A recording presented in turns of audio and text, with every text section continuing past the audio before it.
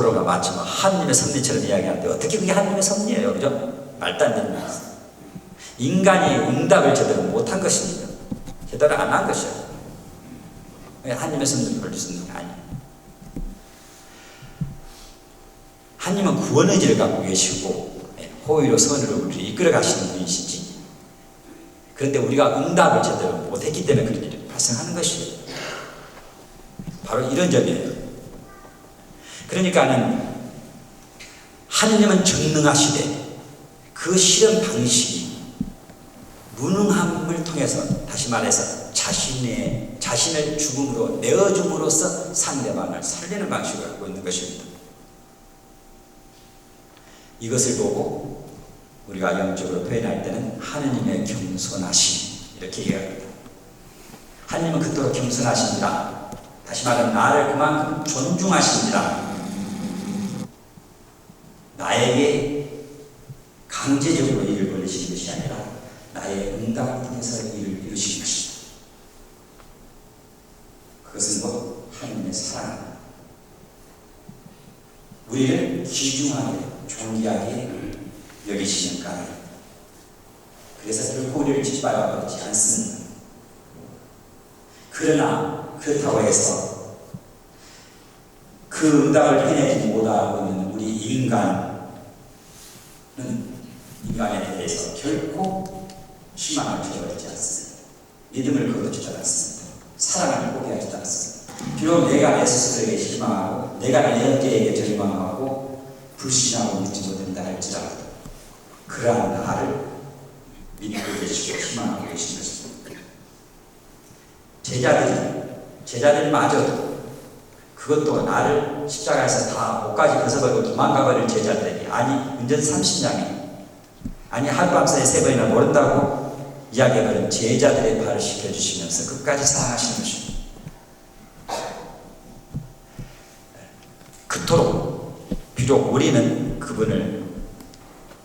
그분께 희망을 미쳐두지 못하고 유혹과 불신을 갖고 있다 할지라도 바로 그러한 우리에게 끝까지 목숨 바쳐 희망을 거두지 않고 살아가시는 것입니다. 이러한 측면이 하나가 있는 것입니다. 바로 말씀이 이루어지는 일 안에는 사랑의 원리가 작용하는 것입니다. 하나님의 사랑의 방식으로 일을 이루신다. 그렇다 보니까 사랑의 방식으로 하다 보니까 우리를 너무 존중하다가 겸손하신지라 일이 잘 안 될 때가 있어요. 왜? 인간이 응답을 못 해내니까. 자, 여기에서 우리에게 큰 과제가 임하는 것입니다. 하나님이 아무리 그처럼 사랑이시고 그런 지혜를 가지고 그런 권능을 가지고 우리에게 다가오지만 중요한 것은 인간이 응답을 안 해줘 버린다는 사실이에요. 여기가 문제가 있어요. 예를 들어서 제가 자매님한테 자매님 사랑합니다. 저를 받아주시겠어요? 받아주세요. 내가 사랑을 고백한다. 자매님 어쩌겠어요? 받아주시겠어요? 보세요. 아니요 하잖아요. 그러면 우리의 사랑이 이루어져야 되는, 안 이루어져요. 바로 이렇게 되는 것이에요. 하나님은 짝사랑을 하게 되는 것이에요. 이렇게 해서 하나님의 말씀이 우리한테서 이루어지지 못하고 마는 것입니다. 그러니 우리가 드려야 될 일은 하나님의 말씀이 이루어지게 하려면 하나님의 사랑을 허용하는 것. 다시 말하면 하나님이 나를 마음껏 쪼물딱거릴 수 있도록 하나님께 나를 내맡기는 것이 필요한 거죠. 당신 저를 마음대로 사랑해 보십시오 하고 건너줘야 돼요. 내가 사랑을 하기에 앞서서 당신이 사랑하시도록 나를 수락하는 것이에요. 왜냐하면 내가 사랑을 낳치면 10중 8구는 내 방식으로 사랑하거든요. 그러나 내가 먼저 사랑을 받아들일 때, 받아들여진 그 사랑으로 사랑을 할 때 사랑은 온전하게 건너가는 것입니다. 이것을 보고 칼라는 이야기하기를 하느님의 자기 전달, 자기 양도. 다시 말하면 우리가 하는 사랑은 내가 하는 것이 아니라 당신의 사랑을 받아들였기 때문에 내 안에는 이미 당신의 사랑이 들어서 있고 내 안에 들어오는 하느님의 사랑을 내가 하는 것입니다. 신적인 행동인 것이죠. 그런 차원에서 우리의 사랑은, 그것을 보고 요한 사도는 새 계명이라고 얘기했습니다. 내가 너희를 사랑한 것처럼 너희도 사랑하라, 이렇게 얘기한 것이에요. 그죠? 너희 마음대로 열심히 사랑하라가 아니에요. 당신께서 우리를 사랑한 것처럼 이렇게 서로 사랑하라는 얘기예요. 자, 자, 우리는 그럼 이제 두 번째로 건너가 봅시다. 분명코 하나님께서는 권능과 전능함을 가지고 계시지만 이루지 못함은 능력이 없어서가 아니고 사랑이신지라, 다시 말해서 우리의 뜻을, 우리의 의지를 존중하신지라, 겸손하신지라 무능함으로 전락했다. 그래서 하나님과 사람의 싸움은 누가 이겨요? 사람이 이기는 거예요. 이리 돼버리는 현상이 발생하는 것이에요. 자, 그렇다면 이제 중요한 것은 하나님께서는 권능을 갖고 있을 때 겸손하심으로 우리의 응답을 통해서 이루신다 그랬어요. 그렇다면 대체 인간이 어떻게 해서 하나님께 응답할 수 있는가? 그 근거는 무엇입니까? 어떻게 해서 하나님의 말씀을 이해할 수 있고 받아들일 수 있고 알아들을 수 있고 응답할 수가 있는가? 우리에게는 이미 그렇게 응답할 수 있도록 우리 안에 선물을 주셨다는 사실을 우리는 기억해야 됩니다. 시편에 이런 구절이 있어요. 빛으로 빛을 보옵나이다. 기억나죠? 빛이 아닌 곳에는 결코 빛을 볼 수가 없는 것이에요. 캄캄한 밤에, 야밤에, 여기 이제 도시라서 모르겠죠. 군대 갔을 때 전방에서 이렇게 매복 근무를 쓰면은 캄캄하고 숲에 아무것도 안 보여요. 보이는 건 무엇이냐면 안광, 상대방의 눈동자, 빛이에요. 빛이 있기 때문에 빛을 볼 수가 있는 것입니다. 빛으로 빛을 보옵나이다. 그러한 원리처럼 우리가 하나님의 말씀을 이해할 수 있고 알아들 수 있는 까닭은 우리 안에 이미 하나님의 말씀이 있는 까닭입니다. 우리 안에 이미 말씀이 주어져 있기 때문에, 우리 안에 이미 말씀이 새겨져 있기 때문인 것입니다. 그렇기 때문에 들려오는 말씀을 우리는 이해하고 알아들 수가 있어요. 자, 1차적으로 우리에게 선포되는 말씀, 성경이라는 말씀은 문자화되어 있고 역사화되어 있고 활자화되어 있어서 우리가 읽을 수 있고 들을 수 있고 음문론적으로, 음성학적으로, 물리적으로 알아챌 수가 있어요. 그죠? 활자를 볼 수가 있고 누가 들려주면 들을 수가 있어요. 눈으로 볼 수가 있어요. 역사화되어 있는 문자예요. 활자화되어 있는 말씀이에요. 이걸 제1 성경이라고도 흔히 이야기합니다. 제1복음서예요. 그런데 이것을 어떻게 해서 인간이 알아듣느냐? 그것은 우리 안에 이미 그러한 말씀이 같이 있기 때문이라는 사실이에요. 그것을 보고 비활자로 쓰여져 있는 성경, 우리 마음에 새겨져 있는, 다시 말해서 침묵의 언어로 쓰여져 있는 성경, 곧 성령의 언어로 쓰여져 있는 성경, 이렇게 이야기하는 것입니다. 우리 안에 이미 말씀에 새겨져 있다는 사실이에요. 그렇기 때문에 이 말씀이 들려오는 말씀을 알아챌 수 있는 것이에요. 그런데 묘하게도 우리 안에 있는 말씀은 비문자가 있어서 들을 수가 없어요. 볼 수가 없어요. 읽을 수가 없어요. 그죠? 침묵의 언어로 되어 있다고요. 영의 언어로 되어 있다고요. 하지만 들통나요. 그것이 언제? 밖에서 선포되는 말씀이 나에게 들렸어요. 경청하고 영접하고 받아들여서 우리가 사귀고 교제하고 상호 교환과 내지가 이루어지면, 일치가 이루어지면 우리 안에 있는 말씀과 들려오는 말씀의 공명현상이 발생하는 것입니다. 다시 말하면 주파수가 맞아떨어지는 것이요. 그럼 내 마음에 있는 말씀과 들려진 말씀이 나라는 악기를 통해서 공명현상을 일어나는 것입니다. 이것이 기도입니다. 그러니까 결국 내 안에 있는 말씀과 내 안에 있는 말씀이 선포되는 말씀을 알아듣는 것이에요. 그러면 결국 내 안에 있는 말씀도 하느님이시고 들려오는 말씀도 하느님이시고 나라는 악기를 통해서 하느님과 하느님의 공명현상인 것이에요. 얼마나 신비로운 일입니까? 그죠?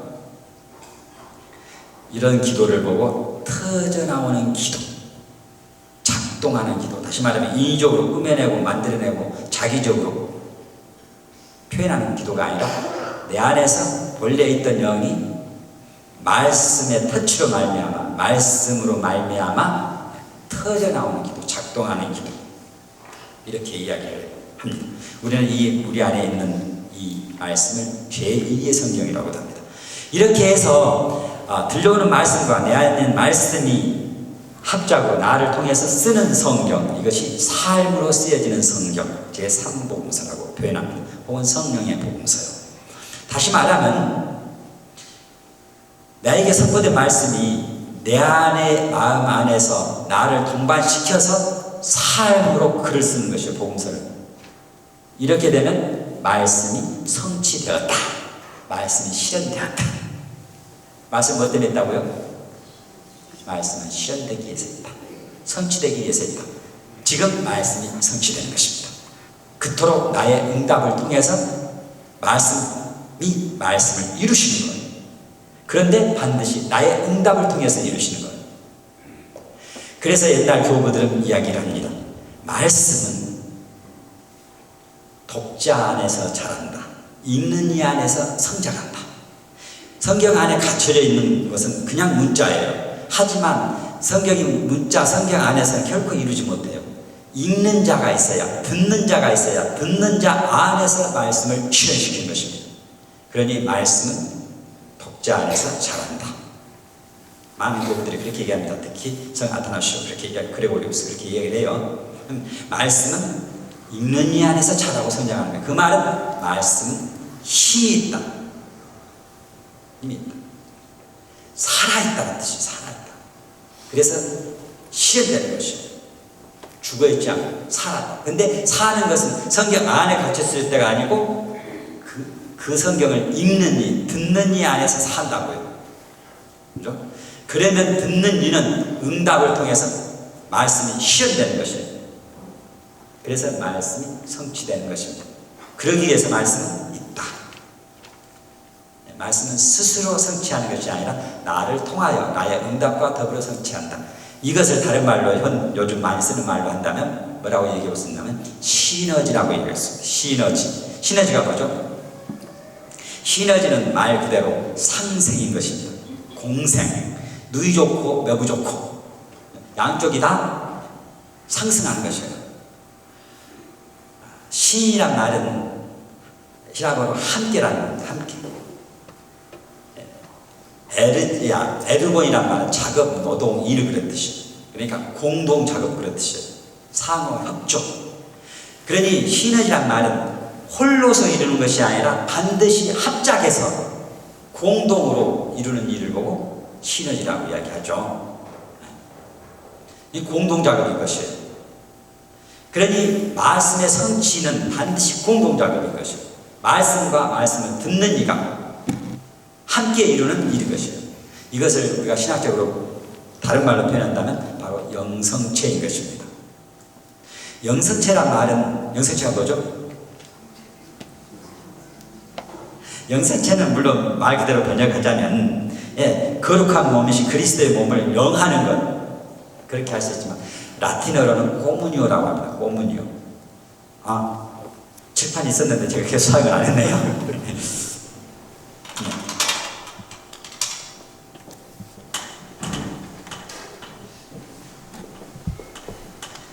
꼼이란 말은 꼬무니스타 기억나죠? 공산주의자. 뭡니까? 꼼이란 말은 신이란 말하고 같은 말이에요. 시너지 할 때, 신하고 같은 말이에요. 함께란 말입니다. 함께. 자, 무누스란 말은 일, 작업, 직무 그런 뜻입니다. 직무란 말은 내가 하고 싶은 걸 말하는 게 아니라 주어진 일을 말해요. 다시 말해서 과업으로 짊어진 일이에요. 자, 그러면 여기 일이에요. 이건 무슨 말이에요? 공동으로 일하는 거잖아요. 공동으로 일을 하는데 무슨 일을 하느냐? 누구하고 일해요? 공동으로? 예수님과 나가 함께 일하는 것이죠. 그리스도의 몸, 그러면 아멘 하면서 둘이서 같이 일하잖아요. 무슨 일을 하면 그리스도가 한 직무를 함께 하는 거예요. 그리스도께서 하신 직무가 구원의 직무. 구원의 직무는 크게 세 가지. 뭐죠? 예언직, 그죠? 성화직, 그리고 또 뭐 있어요? 봉사직, 그죠? 이렇게 해서 구원의 직무를 수행. 그러니까 공동으로 구원의 직무를 수행하는 것이 영성체인 것입니다. 영성체는 구원의 직무를 수행하는 것이에요. 그런데 내가 혼자 할 수 없어요. 그분이 주도를 갖고 그리스도의 몸 하면서 구원이 이루어지는 것입니다. 내가 아멘 하면서 응답하는 것이 협조죠. 상호 협조를 통해서 구원이 이루어지는 것이 영성체인 것입니다. 자, 우리는 말씀의 영성체를 하는 것입니다. 말씀의 영성체라는 말은 교우들이 많이 사용하는 말이에요. 예수님의 성체만 영하는 것이 아니라 말씀도 영하는 것이에요. 성경 안에서 예레미야서 기억날 거예요. 그죠? 말씀을 먹습니다. 먹는 거예요. 그죠? 요한복음에서도 말씀에 둘러싸기를 먹어요. 그죠? 말씀은 듣기만 하는 게 아니라 먹기도 해요. 교분 중에 한 분이 이런 말씀을 하셨어요. 미사 중에 성체를 영하다가 성체를 땅에 떨어뜨렸어요. 어떻게 하시겠어요? 어떻게 하시겠어요? 영하겠죠. 성체 땅에 떨어졌지만 먼지 좀 묻었으면 어떡해요. 뭐 그래도 거룩한 그리스도의 몸인데 영하죠. 만약에 똥에 떨어졌다 생각하겠어요. 난감하겠죠. 그래도 아마 영하겠죠. 어떻게든 그렇다고 똥속에 비비진 않겠죠. 그렇잖아요. 잘 불려서 깨끗하게 해서 영할걸요? 저 같으면 그래야겠어요. 그죠? 그렇다고 똥과 함께 영할 수는 없죠. 그렇습니다. 성체를 떨어뜨리면 우리는 분명 그냥 두고 가지 않을 것입니다. 집어서 영할 것입니다. 만약에 성혈을 땅에 흘렸다 그러면 어떻게 하겠어요? 성혈을 땅에 흘렸다. 핥어요. 그렇죠. 핥어요. 박수! 박수! 박수! 박수가 여기 약해요. 박수! 적어도 그런 데는 돼야죠. 그리스도의 피, 거룩한 피를 핥아서 영해야죠. 물론 교리적으로 꼭 그렇지 않아도 돼요. 깨끗하게 잘 처리하면 돼요. 하지만 적어도